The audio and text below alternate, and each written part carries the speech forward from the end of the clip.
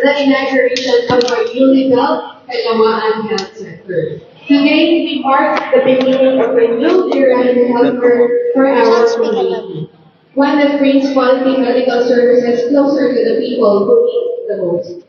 Before we proceed, we would like to acknowledge and take a moment to acknowledge and express our deepest gratitude to those who have made this possible. The DPWH, Engineer Perry and Engineer Gigi.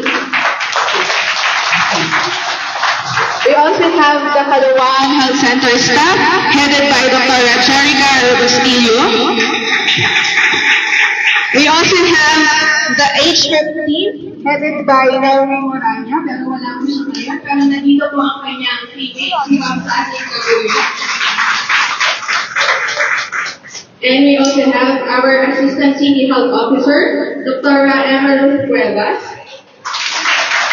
At syempre, hindi po mawawala po ang ating barangay officials, our Sanchez Gaviola, and also our Kagawad professionals. And syempre, hindi po mawawala ang ating mga District 1 City Councilor, our Konsihal Pao Santiago. Okay. And also, our Honorable Congressman Roman Romulo. And syempre, last but not the least, our Mayor Bicong Soto. Salamat natin. Masyado kayo tumanggawa. Wait lang po.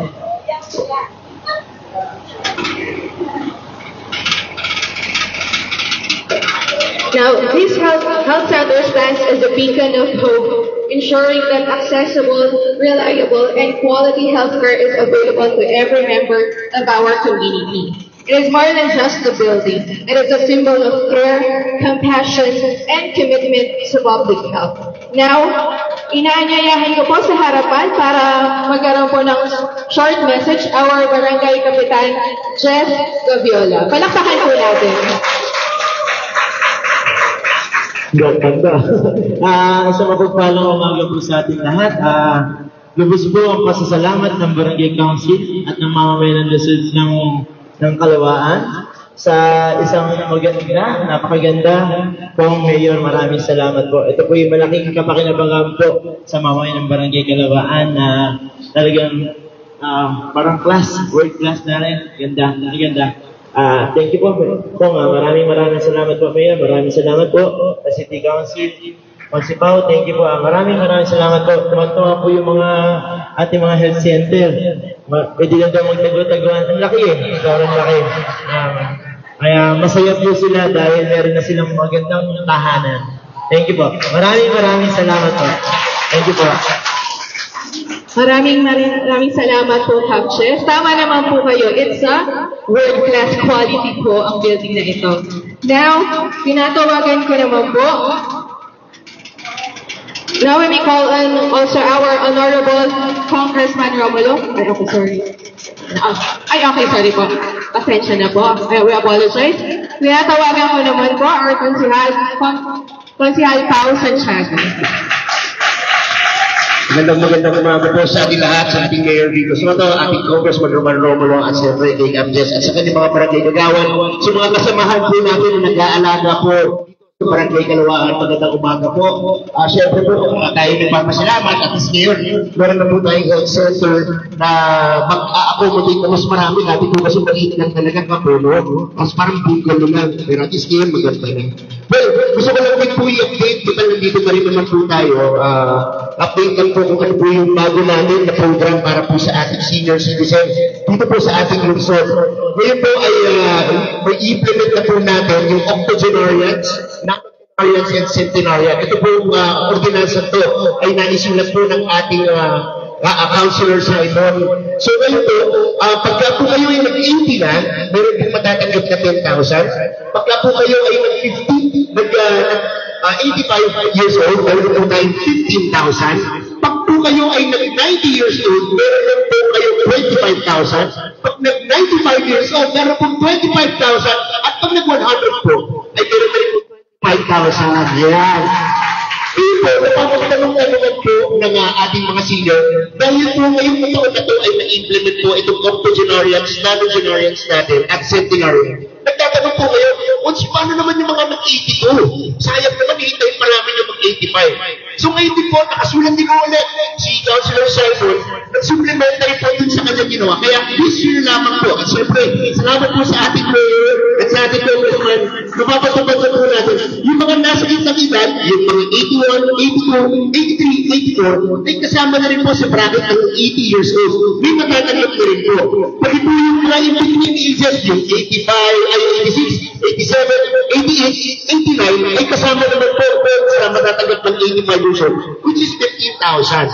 Pagdating din po sa 92, 93, 94, 92, 91, 92, 93, 94, ay kasama po din sa 25,000. At pagdating po sa 96, 97, 98, 99, ay kasama rin po sa 25,000. Lahat po kasama. Yan. So kung nga po meron kami kilala sa inyo na mag-aabot po o nasa edad na yun, ay pwede na po tayo mag-register sa ating OSCA o sa ating senior representative na si Tita Jo Sigurpo. Yun lamang po. At maraming salamat. Mabuhay po ang ating lungsod. Maraming salamat po, Kansihal Pao. Mukhang marami pong matuturong seniors dyan.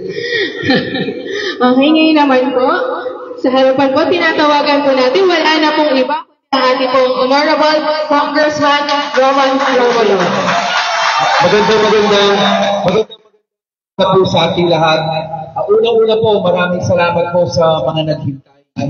Sa totoo po, ako si Mayor Vico, si Vice Dodo, nag-inaugurate rin po kami ng mga bagong department dito sa Rizal Medical Center. Sa Rizal Medical Center po, may bago na rin po ngayon doon. Yun yung Neuroscience Office. Yun po yung para sa brain at sa spine. Tapos ang kauna-unahan po na public hospital na meron na po na para sa sakit sa bato, meron na po ngayon sa Rizal Medical Center. Tapos meron na rin po ngayon kasama sa na-inaugurate namin kaninang umaga ay kasama po yung physical rehabilitation. Para sa Rizal Medical, pwede ka na rin mag-rehab. Kunyari po, inatake ka, na-stroke ka, kailangan mo ng physical recovery. Meron yan. So, ma-announce ko rin po sa inyo dahil unahan ko na si Mayor Vico kasi maganda rin po yung susunod na gagawin po ng Rizal Medical Center at ng ating city. Di ba po, marami may mga problema sa atay, sa liver. Di ba kailangan ng minsan liver transplant? Karamihan po ng liver transplant, yung mga namamatay sa cirrhosis, sa liver cirrhosis. Karamihan po yan, ang kailangan puntahan, private hospital.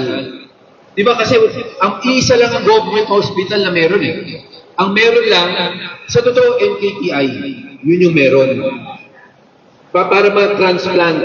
Pero po, sa pagtutulungan ng city, ng national government, RMC, mag-uumpisa rin po ng training at mag-uumpisa na po ng liver transplant dito sa Rizal Medical Center sa Pasig. Kaya sa totoo, gusto namin umabot sana alas 10 na umaga dito. Pero parang nakakahinayang po na yung pagtutulungan po natin between the national local government para magawa po natin lahat yun dito sa Rizal Medical Center ay talagang, syempre, kailangan nandun din. Kasi ang laki ng contribution din naman ang tulong na binibigay natin lahat sa kanila. Pangalawa po, mabanggit ko na rin po sa inyo, no, na sa totoo, etong Kalawaan Health Center, nung first time ko po, bilang congressman, nagawa ko ito, pero hindi yung health center. Ito lang po, nagawa ko dito ng cover.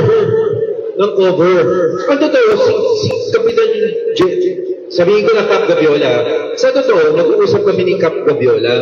Sabi ko kay Cap, ang gawin natin ng basketball court, ang reason ko lang po doon, kasi gusto ko sana malibre yung magkaroon ng parking. Kasi ang hirap mo ng parking sa barangay. Sinasabi ko kay Cap, angatin na natin para pwede mag-parkan. Siyempre, lahat naman ng proyekto dito, kahit paano, kailangan alam rin ng city. So, kinausap ko rin si Mayor Vico. Pero sa totoo, sabi sa akin ni Mayor Vico at Tita Abdes, na kung pwede, sa totoo kasi, akala ko ayos na ayos pa to eh. sabi sa amin ni Mayor Vico, to ni Cap Jess, yung health center, kasi parang magiging focus talaga ng city, yung primary health care. Di ba kailangan maayos talaga yung health centers? So dahil, yun naman talaga ang request ni Mayor Vico, ni Cap Jess, nalaman ko na talaga kailangan gawin. So dito na po tayo. Ito yung una nating ginawa, yung health center. Nagtagal ko yung design na ito. Dahil sa totoo, ang hirap makuha ng approval ng barangay at ng city. Kasi hinihingi nila sa atin, alam ng DPWH to, na kailangan up to the standard ng Department of Health. Kasi kung hindi rin siya DOH standard, hindi natin makukuha yung mga benepisyo galing sa DOH. Kaya siguro, masasabi naman natin kay Mayor Vico, kay Cap, na talaga ito DOH standard itong health center. Hopefully, ang masunod na natin ay yung port. Kasi yun naman talaga yung susunod na plano natin.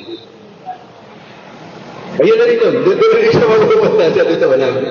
Pero sa totoo ko, kahapon, nung nakausap ko si Mayor Vico, pinaalala ko nga, sabi ko, ano siya pupunta rin sa blessing na to. Kasi pinaalala sa kanya, kung sa totoo, yung una kong gagawin talaga dito, yung iniisip ko was pero since na-request nila na unahin to, sabi ko, ano sila darating. So sinasabi ko nga sa kanya, alam mo, Mayor, dumaan ako Dumaan po ako dito kahapon Pagdaan ko po dito, sabi ko, Mayor, dumaan ako sa kalsado doon. Ginagawa ng City Hall, pero tapos na yun doon.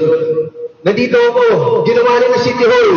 Sabi ko, dito sa harapan ko, ginagawa rin ng City Hall. Pumunta ako lang pa kahapon. Pagdaan pa, sabi ko, Mayor, ginagawa rin ng City Hall yung daan. Sabi ko, para mas madali, sabi ko sa kamang-sama ko, doon na tayo pumunta sa Hapson. Kasi bibisitahin na ako sa Hapson. Pagdating ko sa Hapson, may ginagawa rin na pala doon ng city. Kaya sabi ko, Mayor, parang inaugurate na natin ito para sabay-sabay. Sabi nga sa akin ni Mayor Vico, kung sa totoo magpasalamat ka, umpisahan na rin po nila yung Elisco Road. Kaya pag inumasan po nila talagang medyo magiging masigit lahat ng daan. Pero maganda rin yun. Kasi nai-improve talaga yung drainage, nai-improve yung daan. Nakikita natin na gumaganda naman talaga. Kaya wala naman okay yun. Maganda lahat na yan. Siyempre, konting tuksuhan lang na parang kahit saan pumunta parang Pero masaya tayong lahat doon. Again po, dito sa health center na ito, sigurado ko kay Cap, pabantayan mo rin talaga para yung pangangailangan ng ating mga sa health center natin. Si Consi Pao, kinikwento rin na sa akin kanina, na natutuwa siya na siyempre kakausapin din niya para makumpleto rin natin kasi yung mga kailangan rin. Masyado mainit. Yun naman masyado mainit sa loob. So, sabi ni Pao, may naman yan. So, end of the day po, nakakatuwa lang po talaga dahil sa totoo po ngayon araw, ang daming health na nangyari dito sa lungsod ng Pasig. Nakakatawa din talagang ang issue naman talaga sa atin, education, health, at trabaho. Yung education, natututukan, yung health, ito, yan, paki-importante talaga dito. Kaya, hopefully talagang tuloy-tuloy. At again, yung mga pagtutulungan ng city at ng RMC tungkol sa primary health care, mukhang talagang papaigtingin pa na, para nangako ng RMC na makrepresent na nila yung part ng RMC. Kasi yun yung kulang yung part ng RMC na yun. Pero narinig ko kanina, makrepresent na nila sa city para maayos na natin talaga yung primary health care natin dito. Para hindi congest na yung mga hospital natin. Para maayos natin. Huli na po, nababanggitin ko. Kasi sa totoo ko, binabanggit ko to. Dahil ito naman talaga po yung passion ko. Yung edukasyon. Ito, isa lang, marami akong gustong banggitin. Kasama dyan yung ECCD. Yung below 5 years old, malapit na mapirmahan yan. Nandiyan yung ILRC, pirmado na po yan. Yung mental wellness, pirmado na po yan. Lahat po yan, gagalaw na. Pero yung isa po, na talagang pinipilit ko po, pasado na sa amin sa House, naghihintay kami ng action sa Senado. Napasa ko na po yung amendment sa K-12 law. Ina-amendan ko na po yung K-12 law. Noong 2012, 2013, ang pinangako sa atin ng proponents ng K-12, pag natapos ka ng grade 12, job ready ka o college ready ka. Alam natin ang totoo, hindi nangyayari yun. Doon sa job readiness po, ang dami po nagte-techbook, dahil napakaganda ng techbook. Pero ang ginagawa po natin, anong binibigay natin sa techbook? NC2. Halos lahat po NC2 lang ang binibigay natin. May onting NC3, NC4. Pero halos lahat NC2 ang binibigay natin. Ano po ibig sabihin ng NC2? Sa sarili po natin, sa PQF, Philippine Qualifications Framework, pag may NC2 ka, ang ibig sabihin po nun, may skill ka, may kaalaman ka, pero hindi ka pa pwedeng mag-isa. Kailangan may nakabantay pa sa'yo. Isipin mo, pag pinagraduate natin ng grade 12, ang binibigay lang natin NC2, hindi job ready yun. Kasi kailangan pang under our own standards, may nagbabantay pa sa'yo. Pagdating naman sa academics, ang sabi natin, pag natapos ka, college ready ka. Pero ngayon po, ito totoo.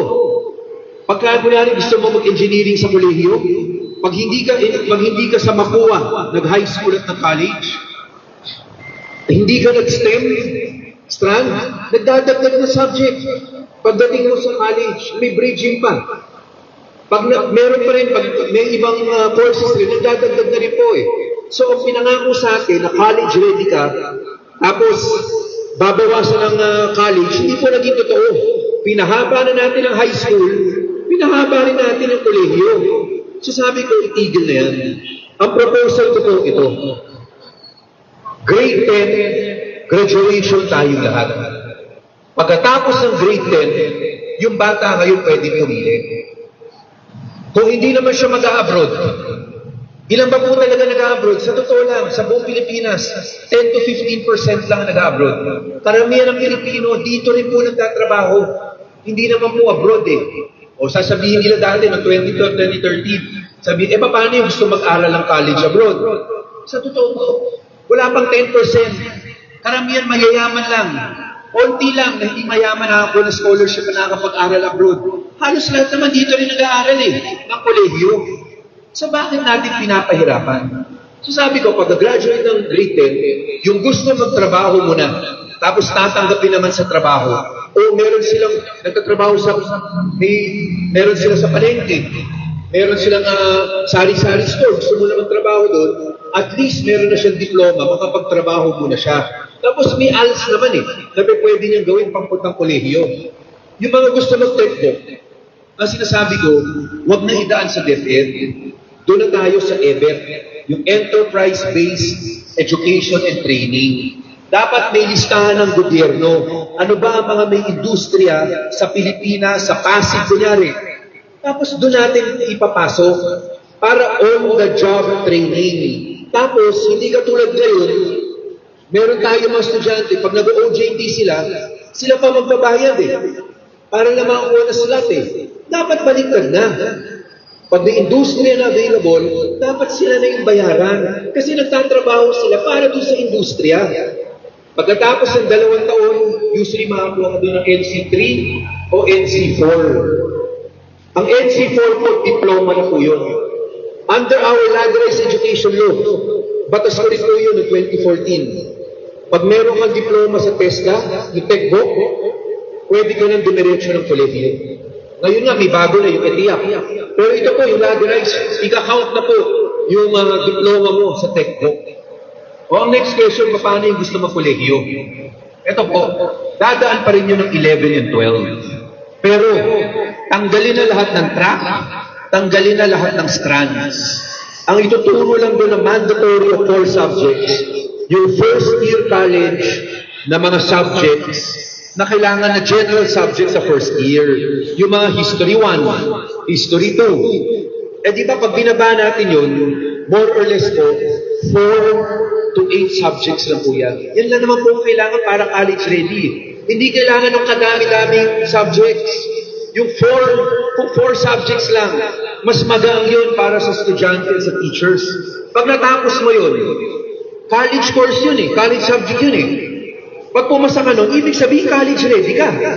So ready ka na mag-college. Pagdating mo ng kolehiyo, pwede ka mag-advanced placement exam para mag-credit yung nakuha mo ng grades 11 and 12. Pag na-credit po yun, ang 4 years ng kolehiyo, bababa yan to 3.5 years probably.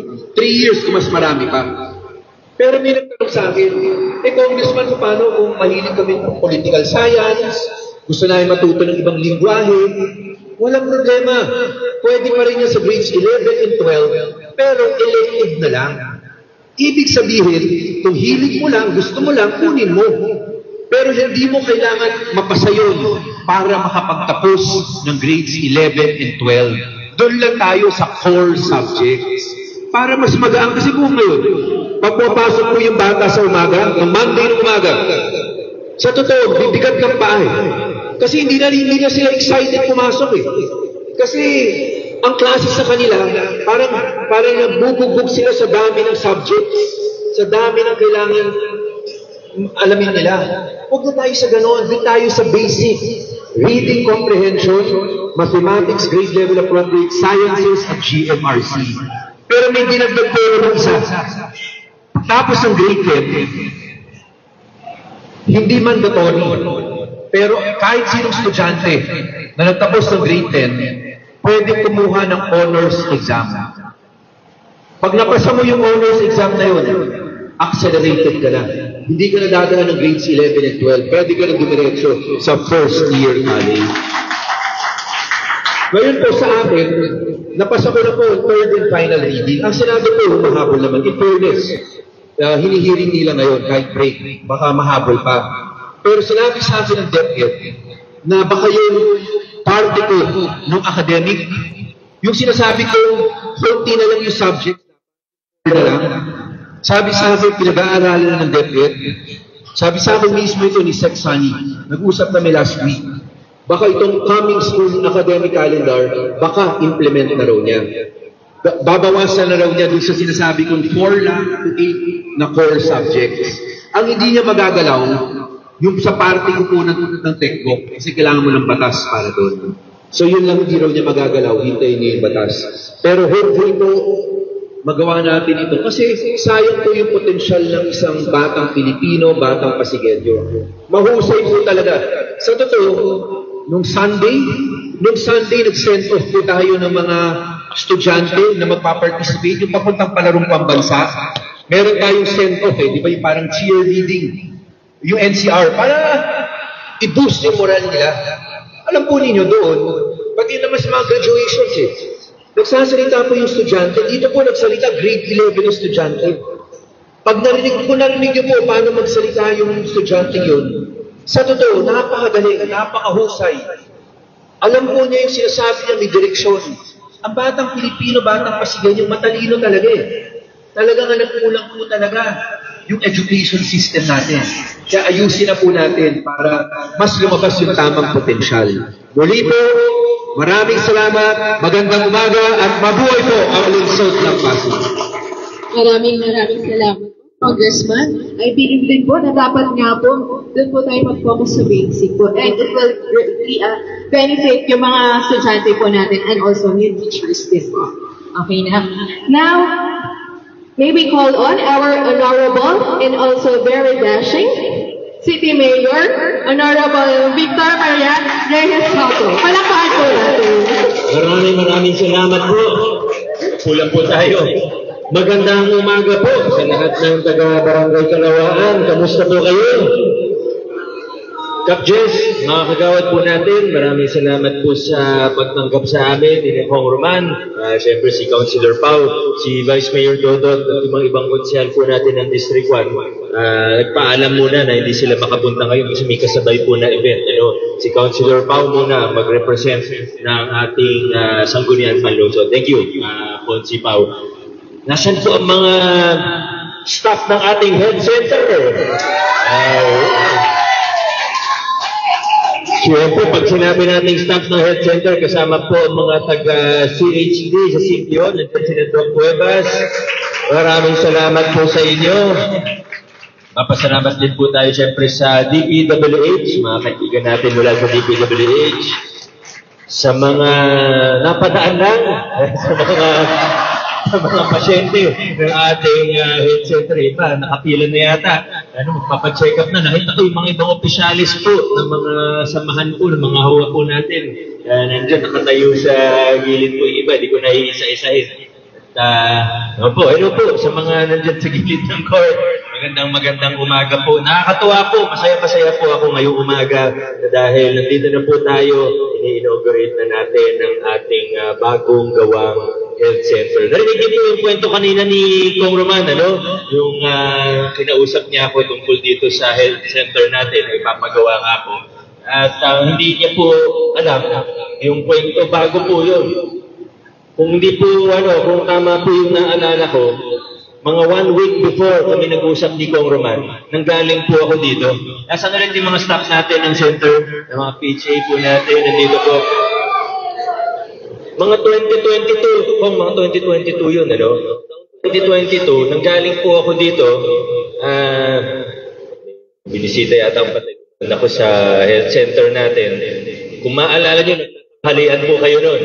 Naalala nyo po? Nakakalimutan nyo na Nakita ko nagtatanghalian ito. Hindi ko alam, bali, banda dito yun, Banda dito yun sa inyong...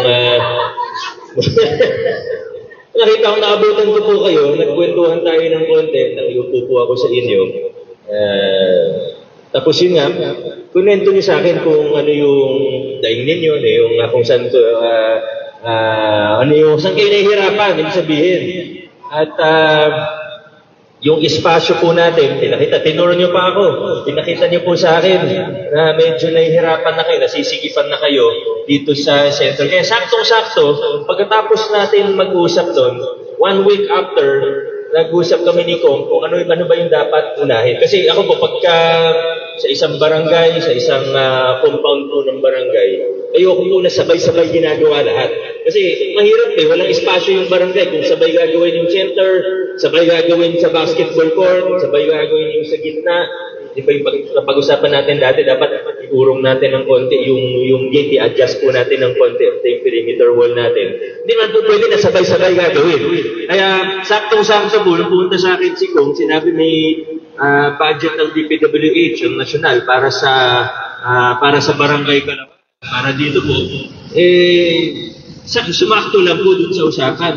Sinuggest ko po, at pagbigyan naman po tayo na huwag na muna unahin yung basketball court. Kasi yung basketball court, gagawin na rin po natin yan soon. Pero sa tingin po natin, mas priority dapat yung health center po natin. At kaya pasalamat ako sa inyo dahil kung hindi ko kayo nakakausap 1 week before, baka nag-iba po baka na-recommend ako na gawin muna yung basketball court.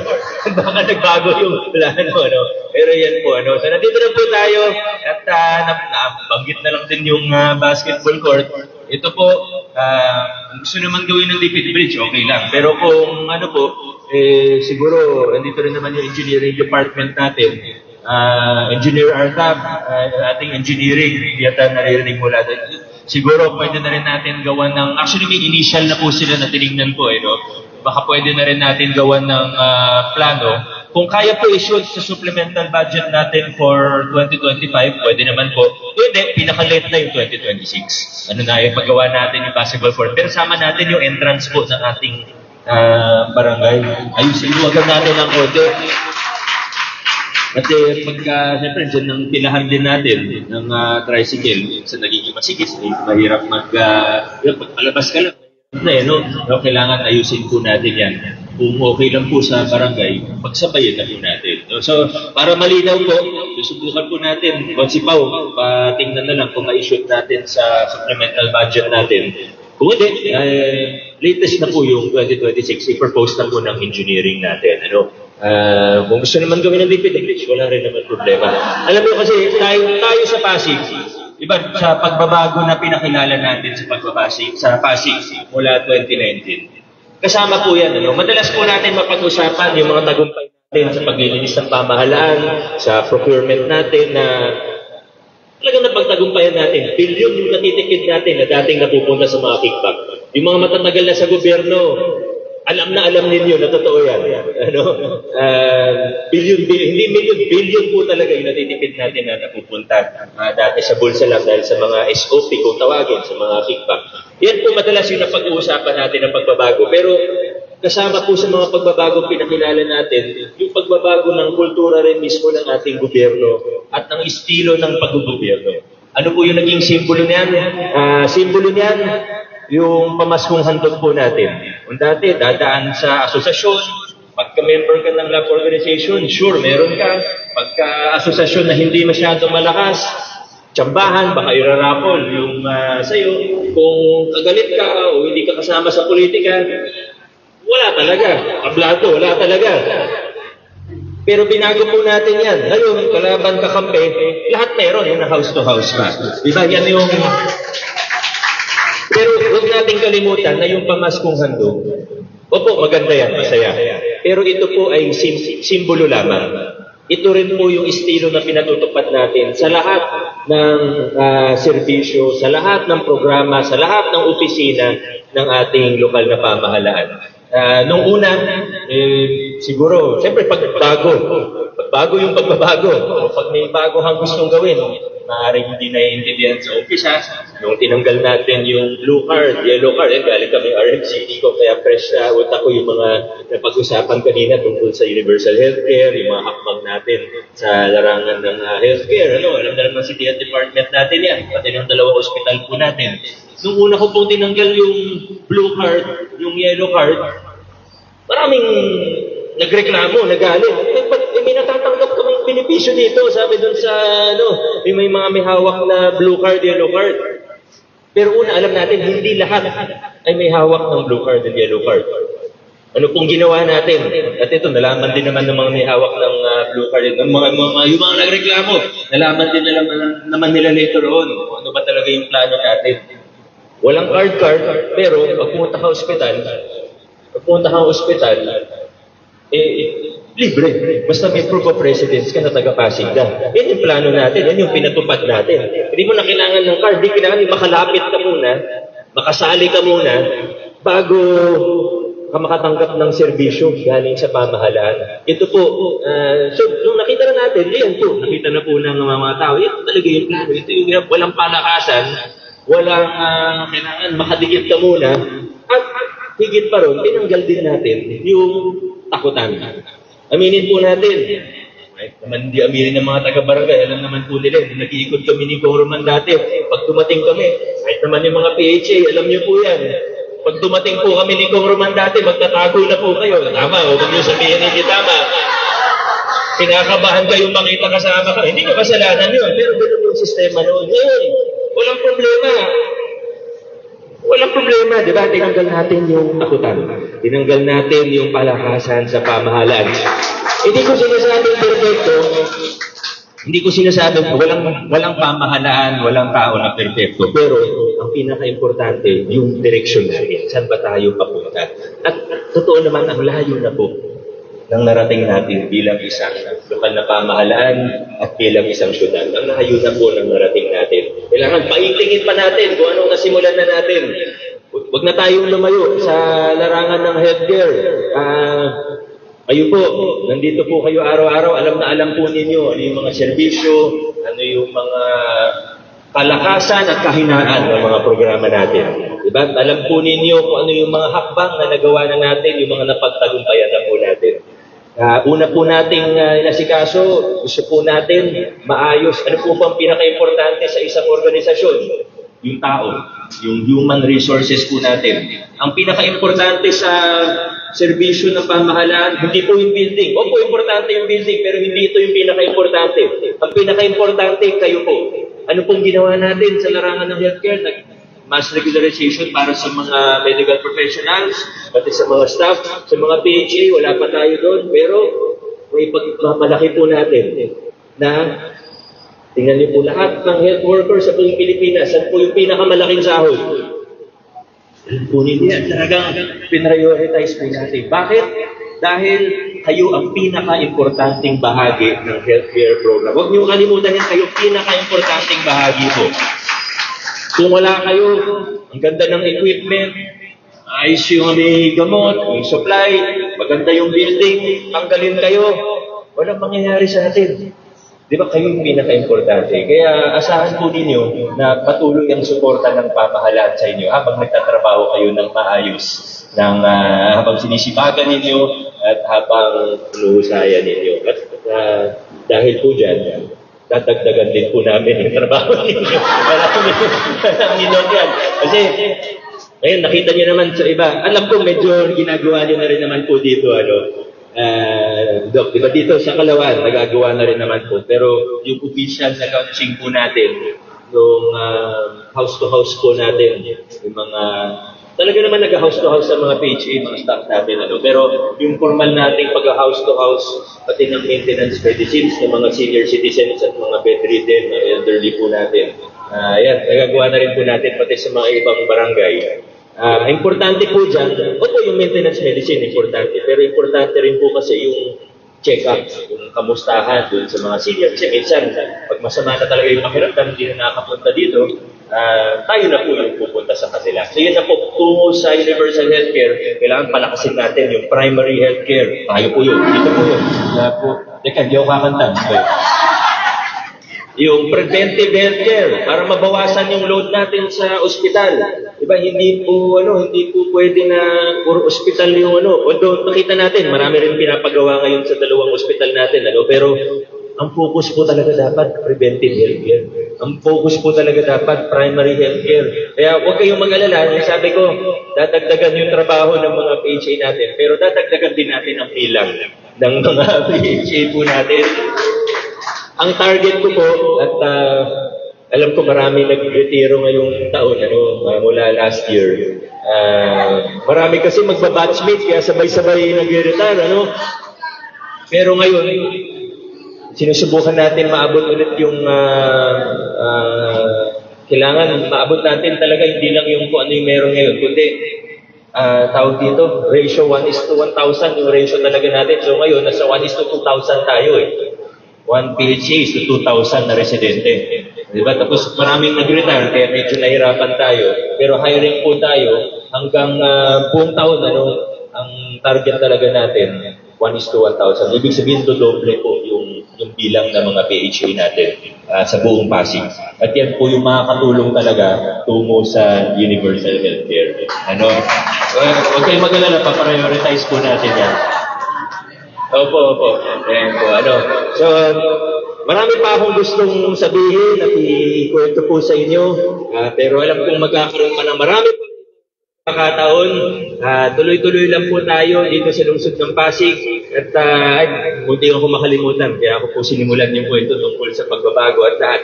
Kasi ang isa rin po sa magandang improvement na ginawa natin, yung ugnayan din mula sa nasyonal at hanggang sa barangay. Sa nasyonal, pag nakita natin may mga programa, may mga proyekto, siyempre hindi na natin i-duplicate yun. Kailangan maganda yung at sa tulong ni Kong Roman, naging maayos po talaga. Sa barangay naman, nagbibigay din tayo ng financial aid, unang tulong, na 3 million plus 1 million. So, naging 4 million po sa maliit na barangay. Sa malaking barangay, yung 5 million plus 1 million. So, maabot ng 6 million. Ang point naman doon, para yung mga, siyempre, pag mas maraming layer ng gobyerno, tumatagal, mas alam din naman ng barangay anong pangangailangan. Sila yung mas frontliner. Kaya, mas napapabilis yung servisyo. Yung mga maliliit na dati, nire-request pa sa city, pwede na ipatupad ng barangay po natin. At pag medyo malaking proyekto naman, hindi talaga kaya ng barangay na gaya ng mga kalsadang pinapagawa. Susunod po na malaki na, sa totoo, barangay din naman po ang nag-request. Yung sa Ilisco Road po natin, sa totoo, wala naman tayong programa dito na hindi ni-request ng barangay natin. Siyempre, kayo yung mas nakakaalam. Kahit nag-iikot po kami araw-araw, yung taga rito, mas alam nyo po talaga. So, yan po ang ginagawa natin. At ang maganda po dito sa ating lungsod ngayon, pinatupad nga natin yung anti-HEPAL ordinance. Wala na po tayong makikita mga pangalan o ng politiko. Kasi sa totoo, hindi naman importante kung sino makakuha ng credit. May pinagawa ang barangay. Maganda po yan. May pinagawa ang city. Maganda po yan. May pinagawa ang nasyonal. Pare-pareho naman yan galing sa buwis natin. Diba? Lahat po tayo dito, taxpayer. Nagkataon lang na minsan yung 5 buwis natin na pupunta sa nasyonal, yung iba sa lokal, yung iba sa barangay, iba-ibang ano. Pero lahat po yan, pera yan ng taong bayan. Kaya importante, nagtutulungan po tayo, lumalakas ang ugnayan at sinasanay natin ang tao sa tamang pagpaplano, sa tamang implementasyon ng mga proyekto. At syempre kasama po ang bawat isa dyan. Hindi ko po magagawa na maayos yung trabaho ko, kundi po sa tulong at susuporta ninyo. Kaya maraming salamat. Congratulations, Barangay Kalawaan at sa ating lahat. God bless po tayo.